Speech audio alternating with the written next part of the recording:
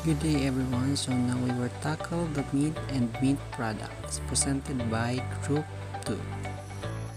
Meat is a crucial part of the human diet due to its palatability and high nutritional value. It includes muscle, fatty tissues, glands such as liver, heart, spleen, connective tissues, fat, organ, bones, and edible lymphatic glands.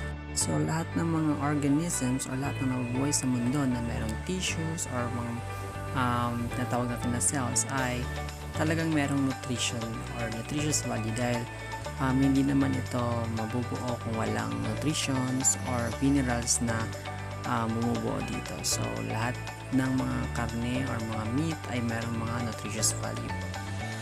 So, I have here the source of meat by zoological classification. So, first, mammalia.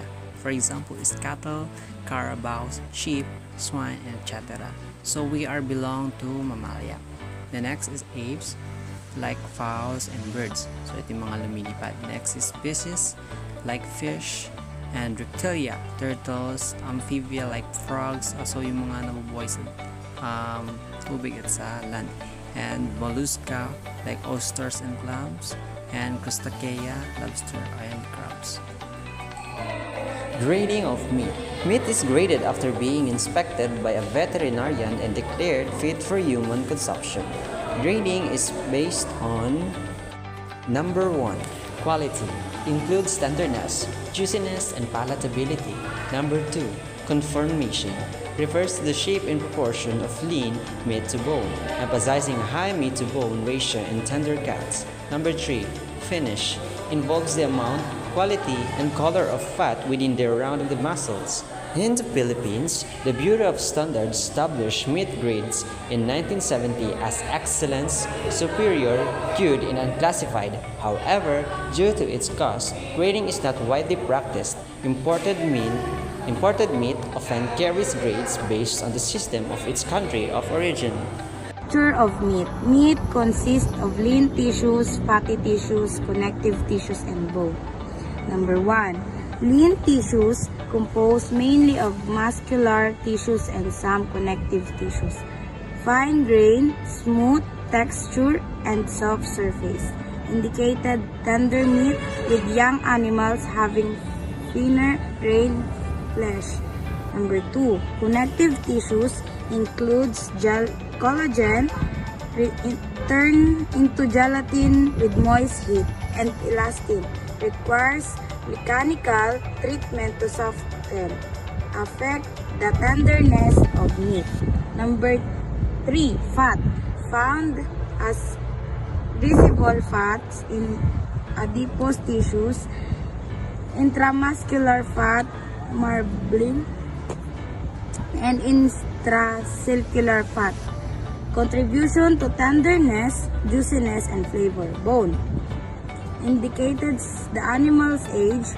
Young animals have soft reddish bones. Matured animals have hard white bones. High meat to bones ratio is desirable. Nutritive value of meat. Meat is highly nutritious food and a rich source of 1. High quality protein, essential for building and repairing body tissues. 2. Minerals, includes phosphorus, copper, and iron. 3. Vitamins, contains vitamins B, thiamine, riboflavin, and niacin. Meat is relatively low in calories when fat is removed.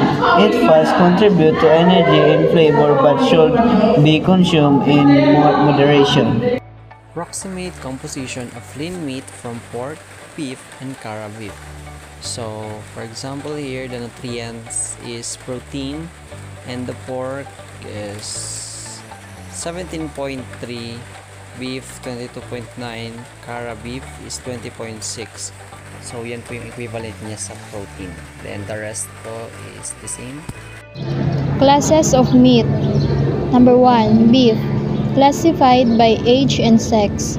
Steer. Male castrated when young. Heifer.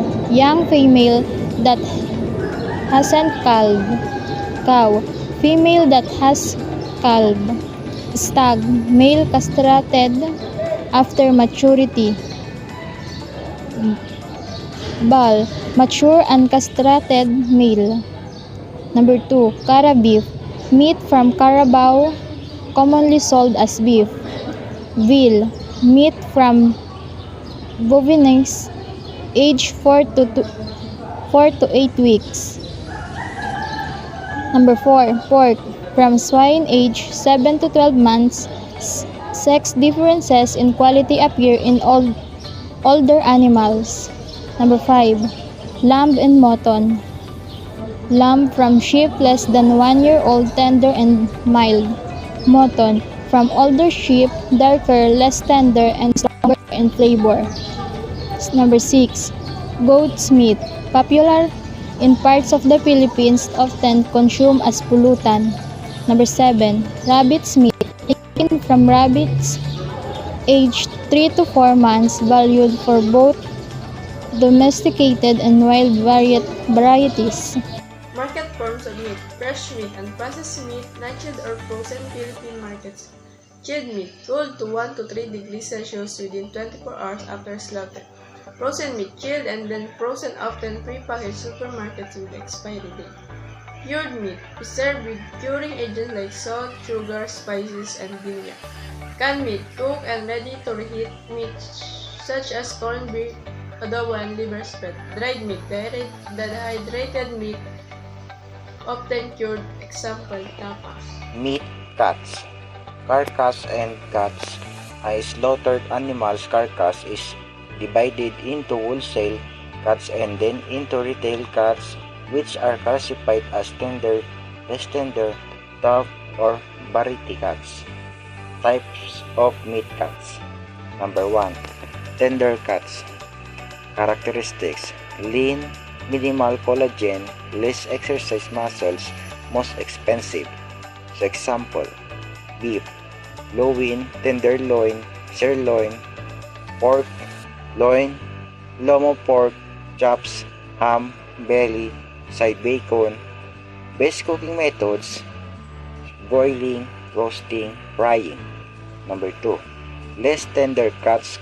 The characteristics: more developed connective tissues located in the shoulder and neck. Examples: beef, round, rump, chuck, pork, shoulder, Boston, butt, picnic, neck bones. Best cooking methods: moist heat, braising, stewing, grinding. Number 3. Tough cuts. The characteristics: high connective tissue content from highly exercised muscles. Example: beef, shank, flank, plate, brisket, neck, pork. No specific tough cuts. Best cooking methods: slow cooking or stewing to tenderize. Number 4. Variety cuts. Characteristics: includes glands and internal organs. Examples: liver, kidney, tripe, sweetbreads, brain, lungs, tail, blood, skin.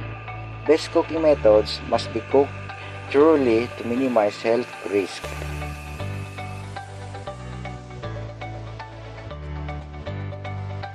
Primary cuts of meat: beef, chuck, rib, short loin, sirloin, tenderloin, top sirloin, bottom sirloin, round, brisket, plate, flank, and shank. Meat cookery. Meat is cooked to improve its palatability and digestibility. The cooking process tenderizes meat, but dry heat alone rarely softens it, and overcooking can make it tough. Cooking with moisture should be done carefully, as high temperatures and long cooking times can still lead to toughness. Doneness can be judged by the appearance of the meat both. So we have 6 stages of doneness of meat. Number 1 is very rare. A thin outer layer is cooked with red, almost bloody juices. The meat feels soft and jelly-like. Number 2 is rare. The center is red, surrounded by pink, with a browny exterior, juiced and red, not bloody, and the meat is plump and soft to touch. So hindi pa ito masyadong luto at ang rare. And the medium rare is the center is rich pink with matching juices. The meat is firm but plump with a slightly gray outer layer. So most commonly sa mga restaurant, gusto ng mga customer ay mga medium rare na luto ng mga meat. Number 4 is medium. The interior is pinkish rose with less juice and as well brown exterior. The meat resists when pressed. 5 is medium well. The pinkness is gone with clear or gray juices. The meat is firm with no plumpness. The number 6 is well done. The meat is completely gray, hard, and shrunken with little to no juice, and the surface is brown and dry. So now let's move on to the cooking techniques. Cooking techniques are influenced by its tenderness. Tender cuts are generally cooked using dry heat, while tougher cuts benefit from moist heat. Some tough cuts can be mechanically tenderized before being cooked when dry heat methods. So I have mentioned earlier that we have two types of cooking techniques or cooking methods. The first one is dry heat methods. It consists of pan broiling or griddle broiling, roasting or baking, barbecuing, sauteing, pan frying or grilling, deep frying, over sizzling. So ang sauteing at frying is the same because they are both using oil or cooking oil. The next one method is moist heat method. Number 1 is braising, pot roasting, fricassing, casseroling, and stewing, simmering, steaming, and blanching. Mostly ang moist is gumagamit ng water. So we have 7 principles of cooking meat. So the number 1 is remove wrapping. Meat should be immediately removed from its wrapping to prevent the paper from absorbing its juices. Soaking meat in water for long periods also draws out these juices. Number 2 is low to moderate heat. Cooking at low to moderate temperatures ensures tenderness, enhances flavor, minimizes shrinkage, and retains nutrients. Number 3 is tough cuts. Tough cuts requires cooking with moisture or at low temperatures for a long period to tenderize. So the fourth one is pressure cooking. Pressure cooking reduces cooking time but may decrease color and flavor. These qualities can be restored with spices, sauces, and vegetables. Number 5 is defrosting.